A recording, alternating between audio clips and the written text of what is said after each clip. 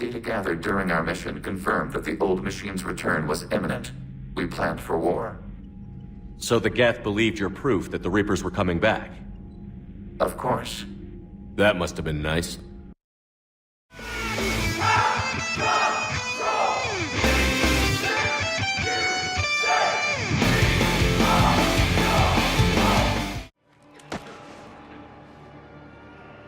Shepard. Balak! You're looking... Batarian-y.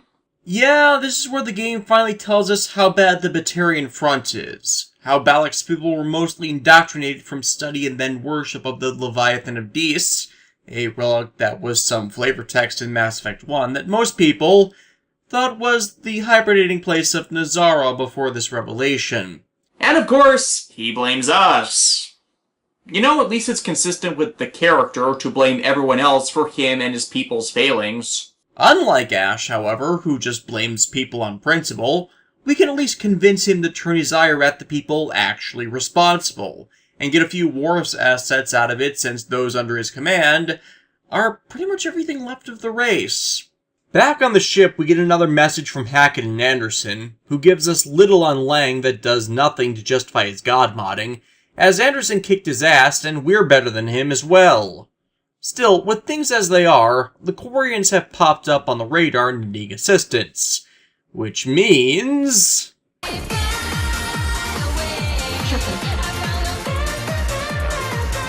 It's about damn time. Where have you guys been during all of this? 17 days ago, with precision strikes on 4 Geth systems, the Quarians initiated the war to retake our homeworld. Oh, for the love of...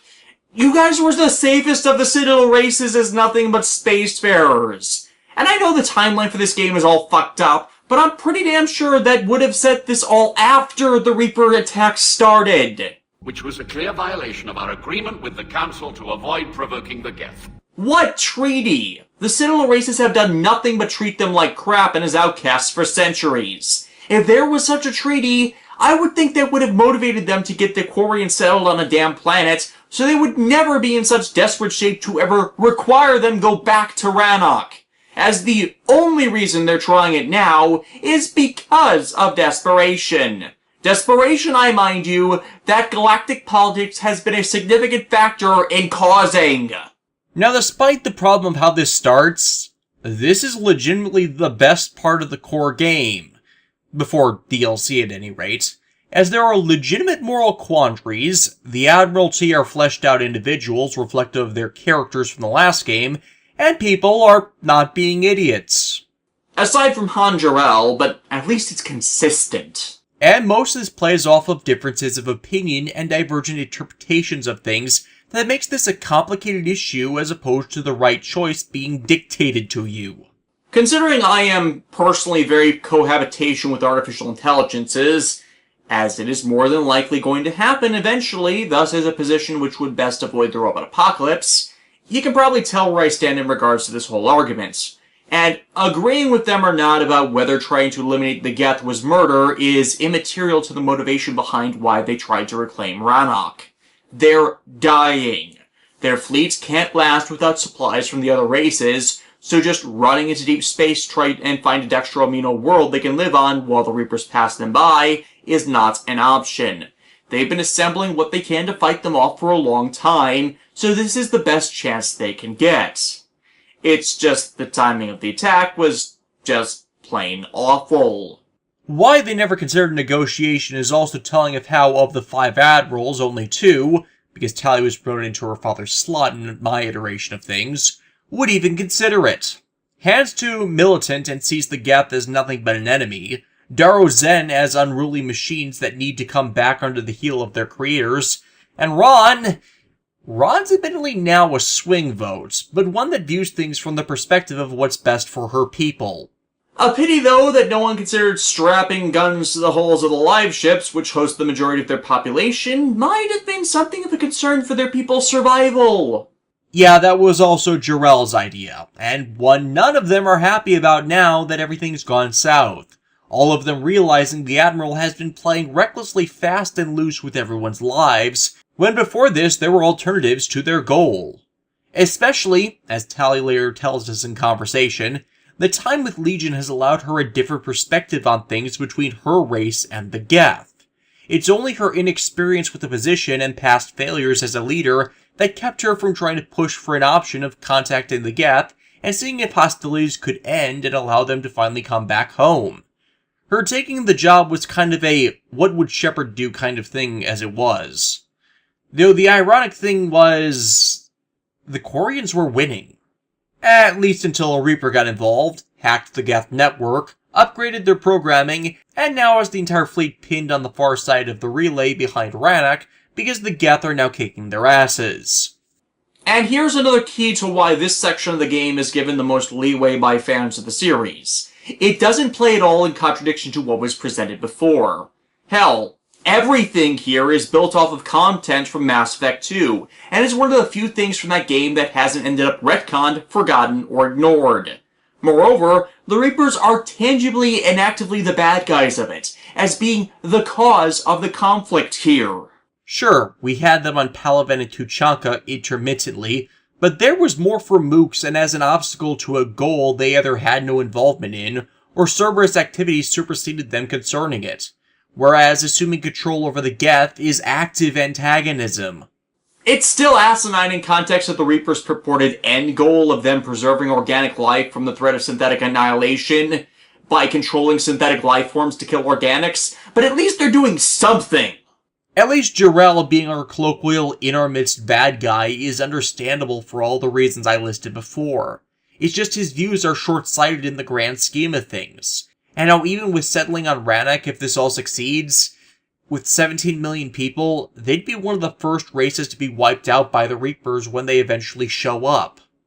So yeah, they need backup. And Tali suggested us, because who other than her boyfriend to help keep her people from suffering total annihilation? Ah, the perks of being a paramour. And the Admirals do have a plan to get their ships to safety.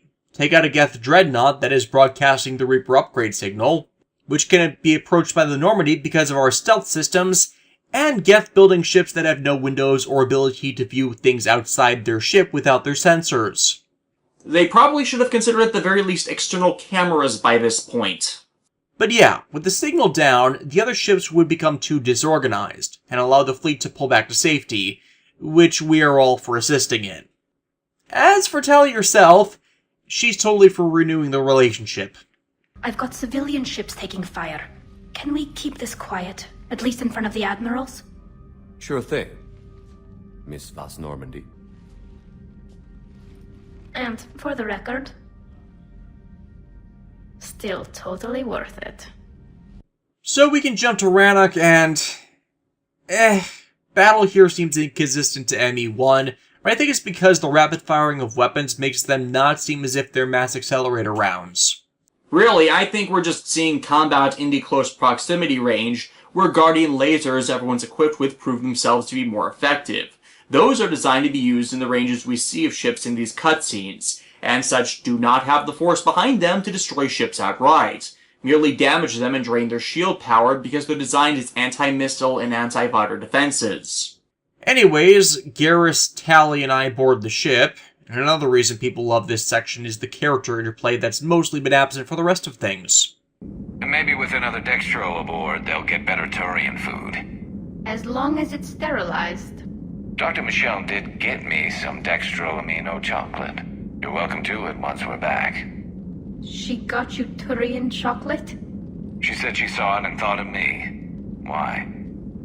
Oh, nothing. And if you're one of those like me who ship with Tali, there's the additional fun of the flirting. I appreciate what you're doing here, Shepard. Well, I care deeply about the Quarian people. It's good to be back on the Normandy. Let me know if it's too quiet for you to sleep, and I'll find you someplace louder. I was there when you two had your thing, remember? What? No, you weren't, Garrus. You were too busy performing calibrations. It's a pretty long slog through the dreadnought, but not an inappropriate one considering the ship's size. We're fighting hacked Geth, and need to regularly hack the consoles to get to other sections of the ship. Less amenable is when we take a shortcut through the main mass accelerator discharge port, which plays havoc with our shields and leaves us open to hit point damage by the Geth. Which, considering the discharges are screwing with electronics, it's a wonder other tech isn't mucked with, like the Geth themselves, or our equipment, or the shields of the Geth we fight. But we eventually get to the transmission core. Legion? Okay, here's one of the few issues I have with this stretch. What the fuck is Legion doing here?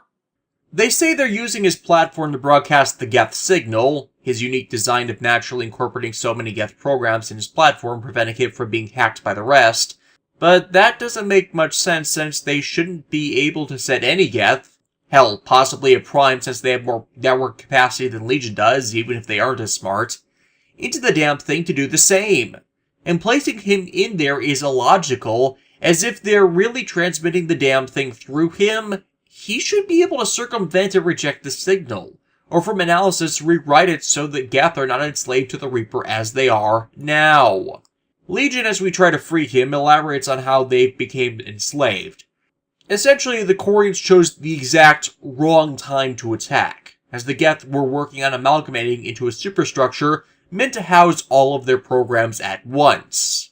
They attacked and destroyed it, which gave the Geth the collective equivalent of a concussion, or possibly lobotomy, who knows with AI, and in their damaged mental state panicked straight into Reaper hands.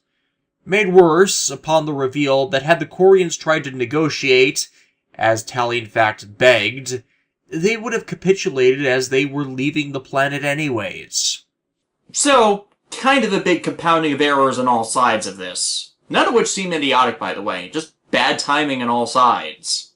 Legion, and thanks for freeing him, disables the rest of the ship so we can get out. Unfortunately, this is where Han Jarrell betrays pretty much everyone, and organizes the fleet to continue the assault instead of retreat and regroup. Excited by him firing on the dreadnought we are in! Which breaks every agreement and promise he made, and puts the entirety of his race at risk of dying needlessly and recklessly, which we proceed to call out as soon as Legion gets us the hell off the ship in a Geth fighter. Your unilateral strike endangered us all. I should charge you with treason. They escaped unharmed. Shepard, the mission parameters changed. You're military, you understand that. The dreadnought was a perfect... Spectre Punch! Admiral, you jeopardized your mission and your people. Get the hell off my ship. Yeah, that one renegade prompted punch just cost me the entire Quarian heavy fleet war asset, which Han Jarrell commands, and is an example of how doing anything renegade in this game does nothing but cost you unfairly. Jarrell almost got everyone killed. He needed to be woken up to that instead of allowed a bye just because we need him. But with the inability to make him recognize his foolishness, I don't want him anywhere near the front lines or anyone he could likewise endanger with his bullshit. And because of that, Chorus's ship has crashed on Rannoch, though Legion is willing to help. What the hell is this? What? You've met Legion. Specifically, if you do Tally's loyalty mission after you get him, he's rejected from entering the ship. And if they've really been at all listening to Tally, they have to know about him. And don't quote me on this, but I think Darozen is aroused by his presence. Though in the mad scientist sort of way where she wants to take him apart, which we have to sternly tell her no. Legion can help us find the source of the Reaper signal to shut it down for platforms on the planet, while we get interim missions to shut down a fighter base and to save Chorus, both of which Legion agrees to help us with so as to limit casualties on both sides. And thus, we finally get a look at scenic Rannoch, with the landscape covered in Arizona. You know, with the way their eyes glow behind the masks, I was expecting more caves and mountain ranges. And cities. It's only been 300 years. I doubt any cities, ruins or otherwise, would have been reclaimed by nature entirely. I don't know, maybe we just keep landing in underdeveloped regions of the planet. We find one of the survivors dying, confirming that the civilian fleet that got dragged into Han Jarrell's madness reflected Chorus's wish in not wanting this war, and directs us to him via shutting down communication jammers. With it, we get in contact with Chorus, who is cut off from everyone else, and tells us to save the remainder of his men, but not him. And I hate to play the numbers game of placing a value of one life over another outside of sacrificing one's own, but at this point, Chorus is needed more. If only to ally against Jarrell's reckless tactics, which will get even more people killed if he is not reined in. As with him, once they get there free for control and with evidence of how awful this will be, we might be able to convince them to stop all this and take the route of negotiation. And unfortunately, while we do save him, it's too late for the rest of his men. I pray they found comfort in the homeworld skies. And it was good timing. For had Chorus not come back, the fleet would have fractured and many died as ships cut and run. And I'd like to point out again why I like Chorus over the others. Dude's been an objector over everything during this, but he sucked it up, did his job, and everything that resulted was in order to benefit his people. Jarrell's gotten people killed out of ego and fanaticism. Legions found the relay point of the upgrade, but also analyzed what the upgrade actually is. Evolution of the Geth into fully actualized AI. Enslaved AI, yes, but still like this, each program is now a true living sentience. And while we skip past the ethical debate at the core of the Quarian-Geth conflict concerning this will be brought up later. Next is the Geth fighter base, which is simply a remote command server facility. Wonder how many will fight in there. You misunderstand. Direct virtual interface is necessary to extract Geth from the server. You must enter our consensus. You got this from Project Overlord, didn't you? I think I'm going to employ violence. And yeah, they directly reference Project Overlord and how David hacked us into the virtual network they had installed through Shepard's implants. And Legion can augment the interface so we can go in. Plus, organic minds aren't understandable to AI with regards to proper interfacing, so there's no concern of corruption. Ergo, I am interfaced! So we are now in... This is not the Matrix. Actually, I really like how they treat all of this, and it's in a very Doc Hack and Mega Man Battle Network-ish way, where what we see while in this virtual world is simply a filtered mapping of the server into a visual medium we are capable of processing, as opposed to just data streams and binary coding we are unable to interpret. Telling us that straight up front is very smart, and avoids that whole, the internet is just a series of tubes / virtual reality is just like real reality, only in a computer mess, which a lot of schlocky entertainment likes to pull. It's smarter than what Sword Art Online tried to pull with the concept at the very least. And I liked how they treated dealing with the Reaper infection of this server, as pseudo-organic cancerous tendrils which disrupt the thought process of the interfaced Geth, which we are given a visual representation of a gun to shoot and sever, presumably representative of deleting strings of coding shackling the Geth. What also gives this section major props from me is how it allows us to see the Geth side in this. See historical records of the Morning War without any corrupted bias. Wasn't that footage from the past? Why are the Quarians masked? You process our memories by using your own. How many creators have you witnessed unmasked? Well, one. Then your perception of that creator does not map to our historical data. Admittedly, there is an anti-Quarian bend to it, which is inevitable considering the Morning War started because the Geth didn't want to die. Though yeah, seeing that there were Quarians that sided with the Geth in wanting them to live is both a good and bad thing, showing the divergence from expected totalitarian doctrine about the events, but also the compassion which could have averted the entire conflict had they just listened to the will of the people and not the demands and laws of the Council. But ultimately, in my perspective of this, the modern Quarians are not guilty of the sins of their ancestors. Moreover, their exile and torment at the hands of the other races should more than absolve them of that. They've suffered enough, so if we can get them to talk, they can work this out. But considering the state of the rest of the game, it would not surprise me at all if the intent of this was meant to make me hate the Quarians and how, like the Solarians, they didn't learn from their mistakes. Especially with how monstrous the actions made by them in the lead up to the Morning War were. Unlike them, however, it's because since they lost so much of their history, they didn't know they were making it in the first place. The Legion's not been entirely truthful about the server, and instead of destroying the hostile programs inside of it, with the Reaper influence gone from them, Legion was able to convince them to rejoin opposition to the Reapers. Meaning, yay, we have more help!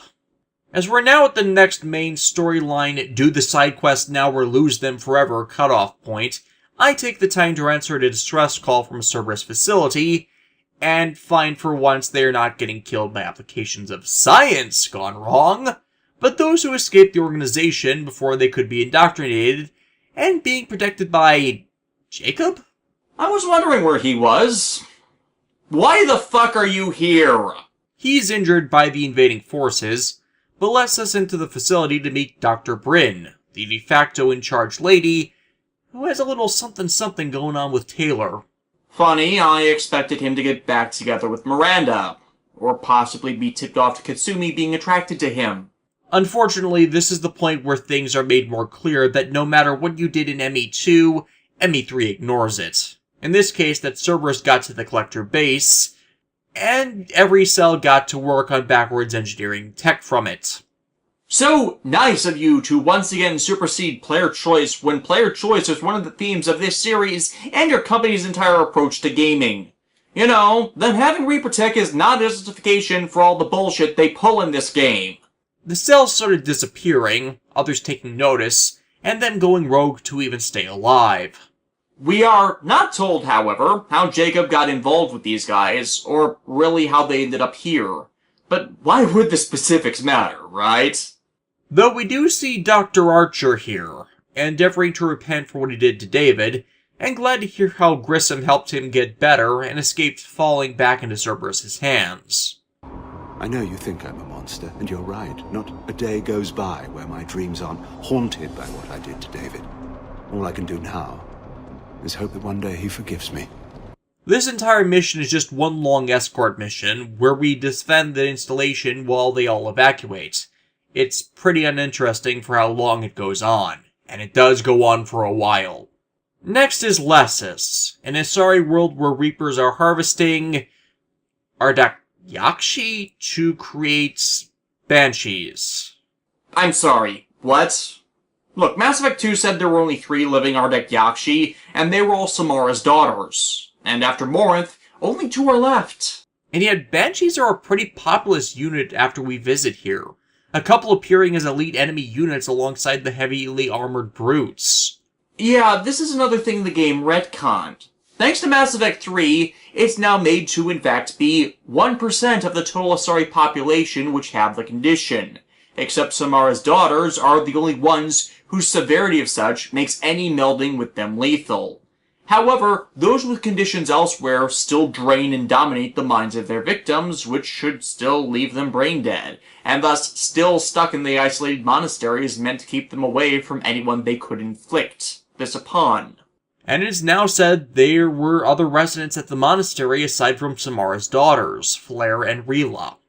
Ironically, if they kept with the last game's dialogue of them only being 2, and a plot point during this mission is of Rila risking indoctrination, well, instead of an abnormal elite enemy, they could have made her the boss of the region if she was cyberformed instead of quick indoctrinated. Or alternatively, the Reaper's cyberforming process of Asari being able to draw the Banshee power of them out, even in those with the recessive genes which cause the condition. And please take note, the Reapers have been here at most a few days, and Rila is already partially indoctrinated despite active resistance all that time. Shepard was KO'd in close proximity to an indoctrination artifact for a comparable amount of time, and nothing! Absolutely nothing! As one could expect from such a place, this is where we meet back up with Samara and help her clear the place of Reapers to find her daughters, while also learning how to deal with Banshees. We meet Flare first, who tells us of them taking Rila, and the horror that's come to her home. Unlike Morinth, Flare actually loved it here, as she's never viewed it as a prison, but a safe haven preventing her from becoming a murderer. We go to find Rila, but as said, she's at this point partially indoctrinated, and the bombs the Asari commandos set to prevent the facility falling into Reaper hands has been damaged. thus only capable of being triggered manually. And Rila has the manual trigger, still retaining enough of herself to set it off as we evacuate, Flair screaming all the way to save her as well. We're not your slaves.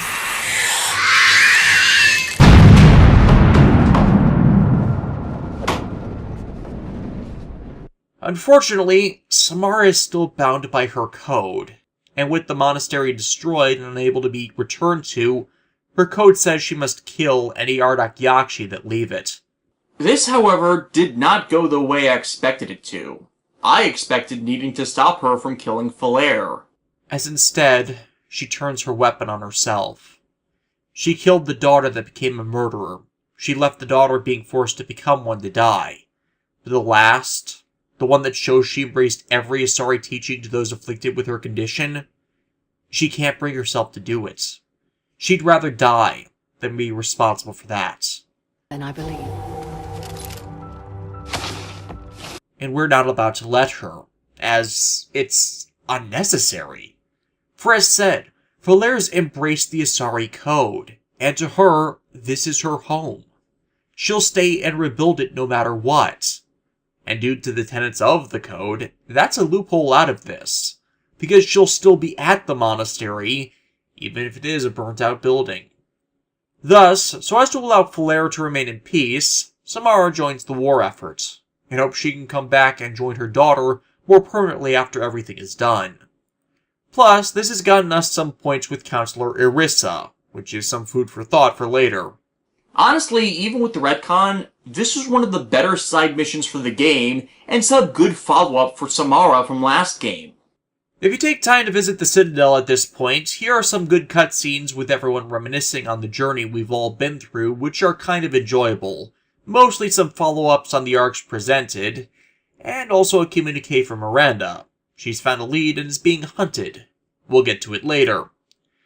Zaid, on the other hand, it turns out has ended up with a mercenary contract to kill a Cerberus supporter, only for the one he's after having been someone that got blackmailed into betraying his people, who we convinced to give up the details about the attack in order to stop it, and get a new war asset ship out of it. But the highlight of all of this is a mandate with Garrus, though with Femship it just turns into a normal date, where we park on a roof and shoot at targets because fuck safety procedures and incidental injuries, we're Spectres! Step aside. Do it.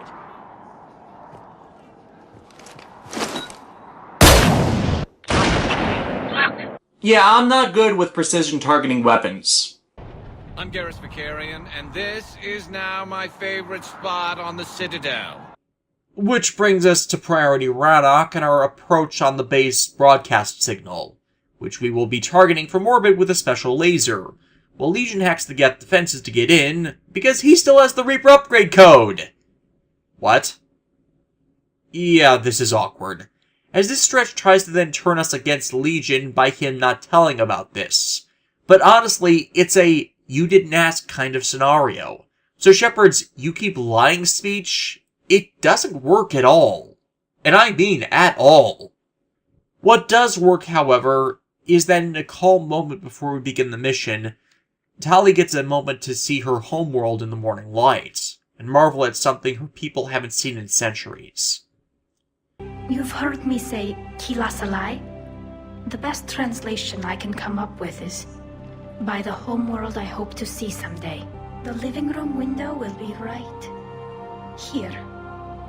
Something I should know? I just claimed the land. I know it doesn't mean much, but when this is over, I'll have a home. The base infiltration is pretty by the numbers by now. I wonder what this place was originally. So we easily wrecked the indoctrinated Geth forces to get to the transmission source and get a target to lock on to a Reaper. Now would be a good time to run. Crap, oh crap, oh crap, oh crap, running, running, running, running! Legion gets us out, leading to another turret assault section. That goes until we learn that the Destroyer-class Reapers have a major hindrance in that its main gun has a charge time during which it's vulnerable. This, when you think about it, becomes really kind of stupid. Why is it following and trying to kill us? Why is its body that badly designed? Moreover, why does it keep missing us? Yeah, if it connects, we dead. But we can easily sidestep the laser. Through the game, they try to narratively say that the Reapers are nigh invincible to standard weapons, and yet, here we are, not only surviving, but taking advantage of its weakness to demolish it with fire from one ship. One ship! And really, with how the mass auxiliary guns are designed, pointed straight down like that at the planet, all of their shots should be going off like nukes. And I don't mean collectively. I mean with each shell impacting its body. And we have to do this 5 times. With how close we are, everything in the region should be in a crater beneath a massive dust cloud. And with us long dead. But whatever. It allows us to use the targeting beacon to get orbital assistance to blow the crap out of the thing, severing the signal commanding the Geth. And even after that, it's still alive. And of course, spouting nonsense that just shows just how plain stupid the Reapers are. Spouting doctrine and continuing the like unto amoeba perspective of their goal of killing everyone to preserve them, and refusing to listen to outside information which contradicts that. The cycle must continue. There is no alternative. Organics and synthetics don't have to destroy each other.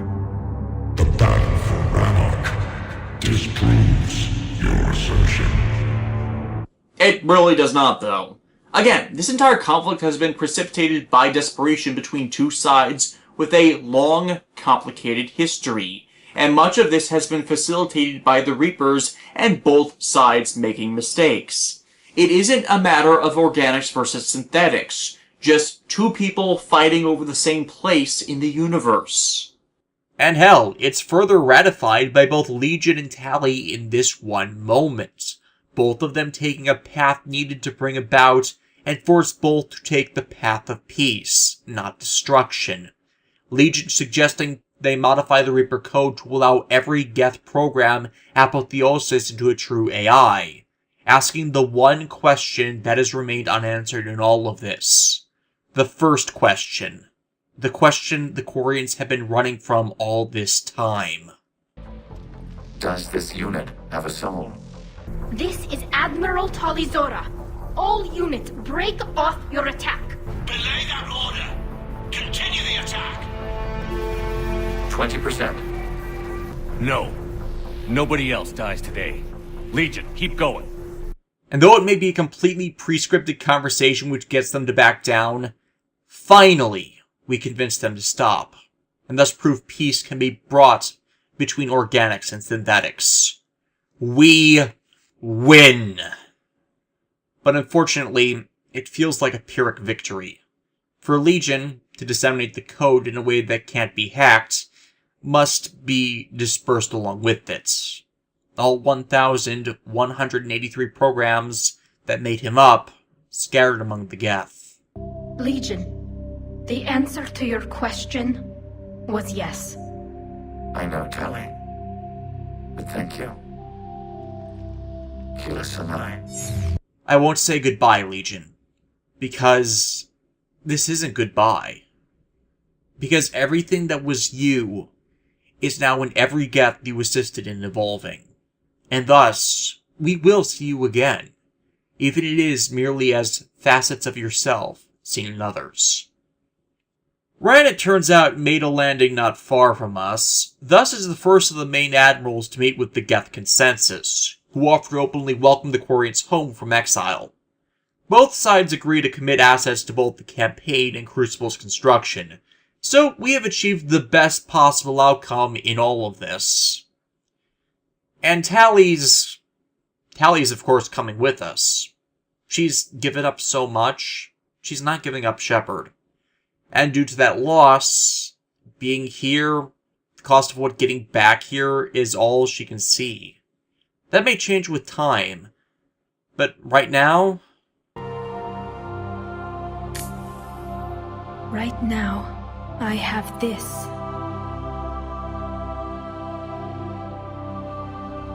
The Rannoch campaign is easily the best part of the story outside of the DLC.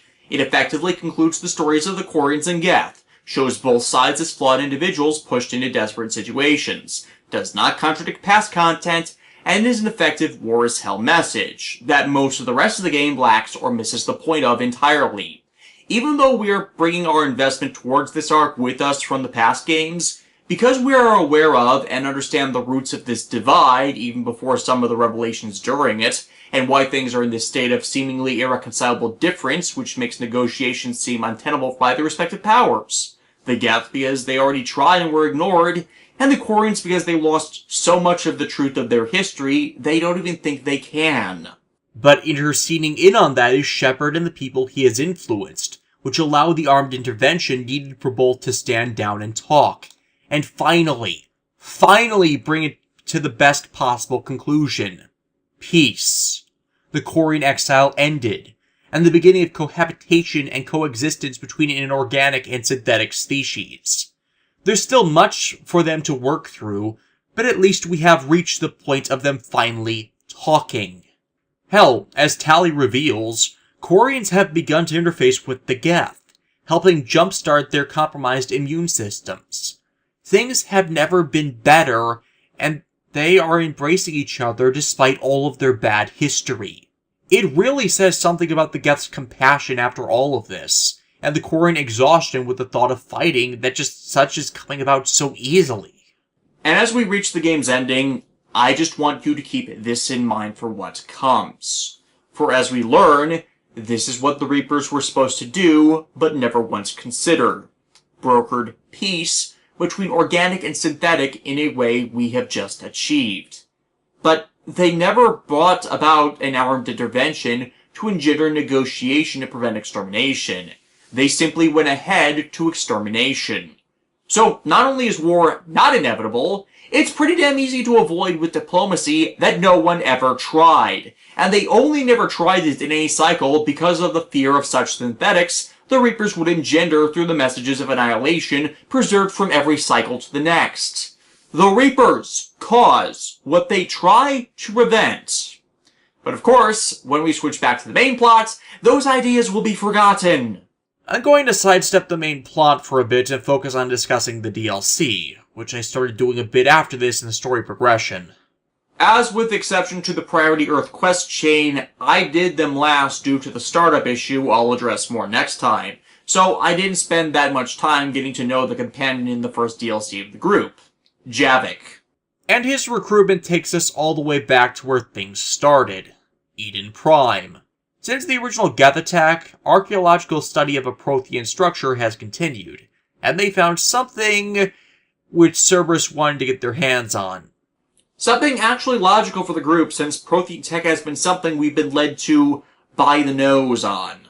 Unfortunately, they didn't know what they were looking for, nor were they able to access it, because the Protheans were a bit odd, and in a way never before presented.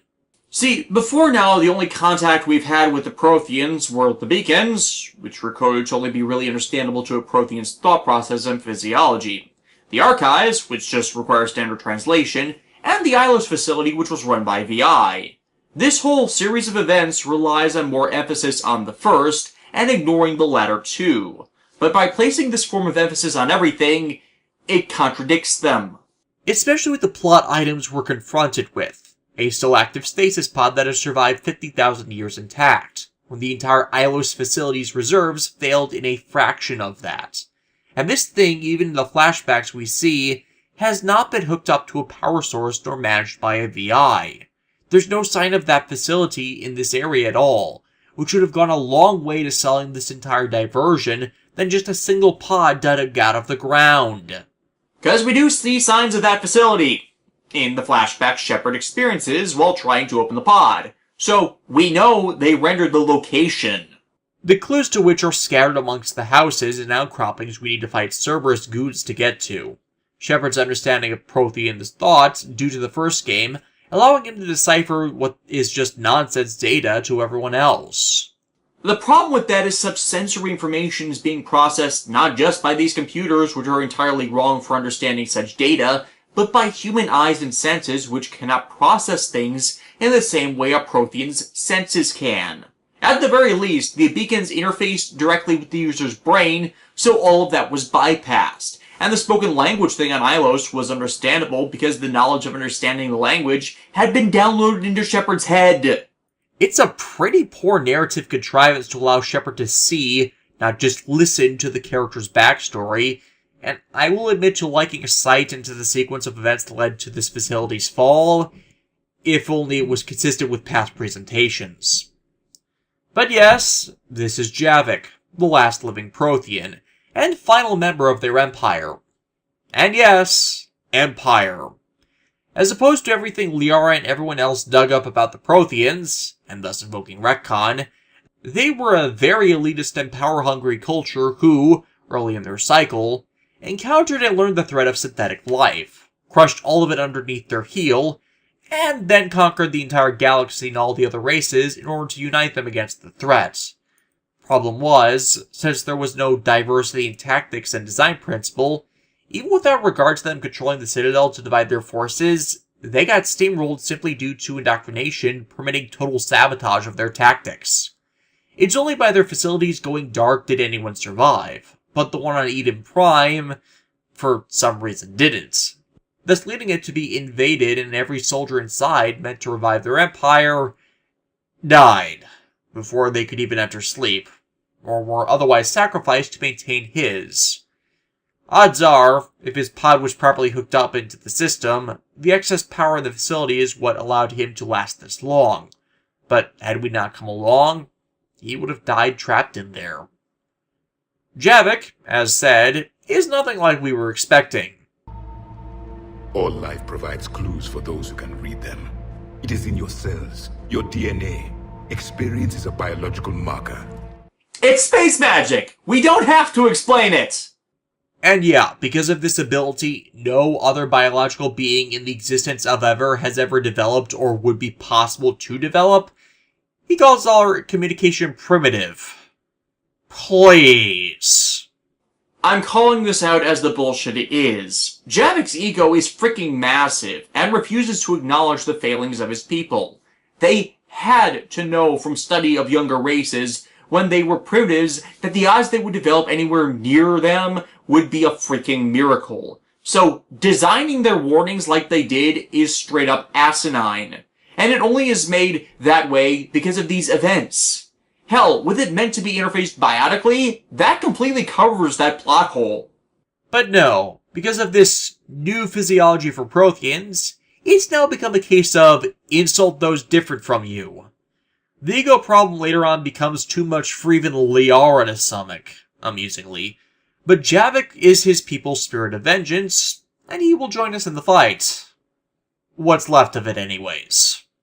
If it's not clear, I do not like Javik. He entirely rubs me the wrong way. That may in part be due to his upbringing being in a war, twisting his perception of his own culture's merits that Liara has been allowed to see more of, but with the dynamic between them, it's not fun. And of the companions, I use him the absolute least. Mainly as by the time I got him, most of the game was already done with. Next time, more DLC.